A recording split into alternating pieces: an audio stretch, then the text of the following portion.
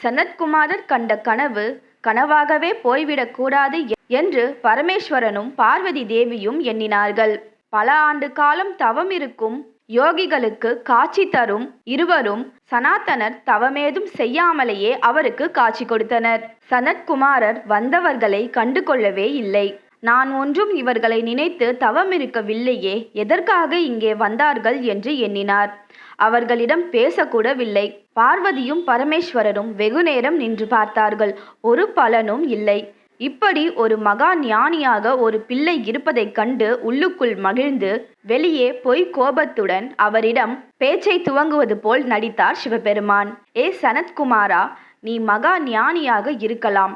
அதற்காக லோகமாதா பிதாக்களான எங்களையே அவமதிக்கும் அளவு உனக்கு கர்வமா? வந்தவர்களை வாருங்கள் என்று அழைத்து உபசரிக்கும் பண்பு கூட உன்னிடம் இல்லையே என்று கேட்டார். சனத்குமாரர் எதற்கும் அஞ்சாதவர் அருமையாக பதிலளித்தார். உலகில் எல்லாரையும் கடவுளாக பார்ப்பவன் நான். நீங்களும் அதில் ஒருவர். உம்மை கண்டு என் உடல் வேண்டுமானாலும் அச்சப்படலாம், ஆனால் ஆன்மா நடுங்காது என்றார். உடனே சிவபெருமான், சரி போகட்டும், ஏதாவது வரம் கேள், தந்துவிட்டு போகிறேன் என்றார். இதற்கும் சனத்குமாரர் அஞ்சாமல் பதிலளித்தார். எனக்கு எந்த வரமும் தேவையில்லை. வேண்டுமானால் என்னிடம் நீங்கள் வரம் கேளுங்கள் என்று சனத்குமாரர் கூறினார். அதற்கு சிவபெருமான், இப்பேற்பட்ட மகா ஞானியான நீ பிரம்மாவிற்கு பிள்ளையாக பிறந்திருக்கிறாய். பிரம்மா செய்த பாக்கியம் எனக்கும் கிடைக்கும்படியாக வரம் கொடுப்பாய்.